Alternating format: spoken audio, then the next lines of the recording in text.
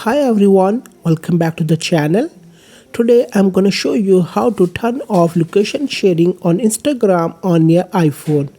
So let's jump right in and not waste any time. First, open the Instagram app on your iPhone. Then tap on your profile icon at the bottom right. Next, tap the three horizontal lines at the top right.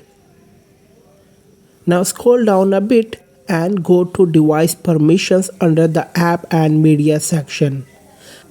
Here you'll see location services. Tap on that. Now tap update device settings. You'll get a pop-up.